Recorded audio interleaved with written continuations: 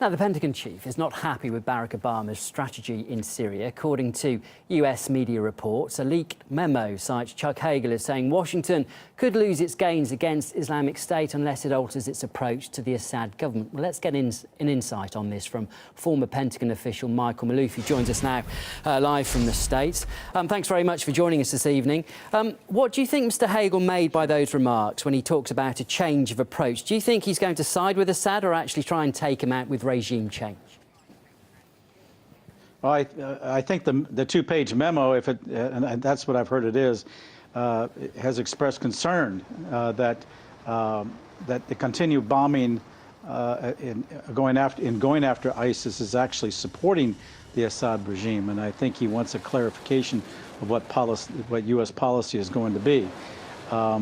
It's very clear that the Gulf Arab countries are getting to Hagel because their goal in joining the coalition in bombing Syria was not to go after ISIS so much, but to go after the Assad regime, and also to give the Free Syrian Army time to get training and get equipped so that they can go back in and ultimately go after the Assad regime and not necessarily ISIS. I think the entire fundamental policy, U.S. policy against ISIS right now is very skewed, very confused, and I think Hagel's memo is just a symptom of a greater problem with that policy as we march forward, because you got the participants who are in there for very different reasons. There's nothing united about them. Then they're not even united on whether they want to go after ISIS.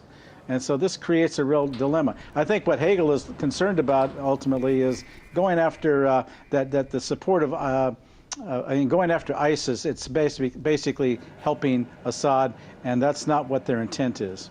Do you think, I mean, let's prioritise here, their overall goal, do you think, is to remove Assad, and this is just one of the things that might allow them to do that, or this is another issue they have to tackle whilst trying to do that? What's your opinion? What's their priority, do you think?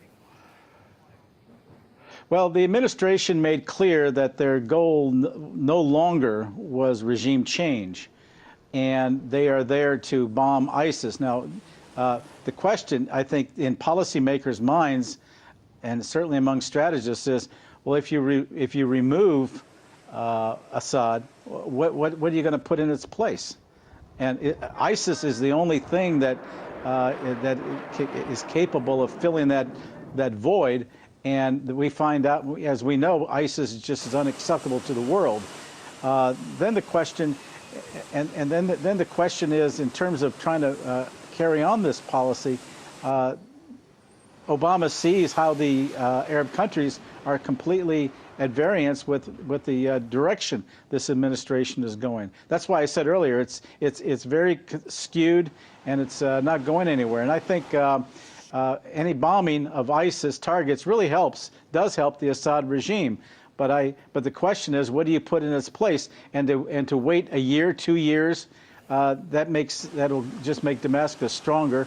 And it's still questionable whether, at the end of the proverbial day, whether the troops that they train and the government they try to put in is going to be an adequate substitute. Now, it's my understanding there are some discussions underway with among Russia, Iran, and the United States on coming up with trying to regenerate a political resolution of the Syrian situation. So I think that's a back burner thing, but it's not quite ready for prime time.